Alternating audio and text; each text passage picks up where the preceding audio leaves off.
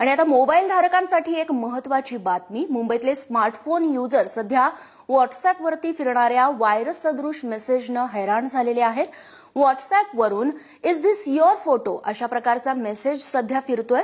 हा message open केल्यास एक वेब पेज ओपन होतं आणि त्यानंतर या वेब पेजवरती एरर असा मेसेज येतो.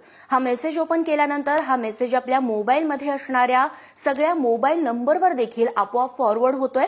हा व्हायरस आहे की अजून काही याबाबत अजूनही ठोस माहिती मिळत नसली तरी अशा प्रकारचे मेसेज न वाचता लगेच डिलीट करावा असा सल्ला सायबर तज्ज्ञांकडून देण्यात आलेला आहे. कारण अशा मेसेजेसमधून डाटा ट्रान्सफर होण्याची भीती व्यक्त केली जाते. तेव्हा मोबाईल धारकांनी आता अधिक सतर्क राहण्याची गरज आहे अशा पद्धतीच्या सोशल नेटवर्किंग साइट्स वापरताना.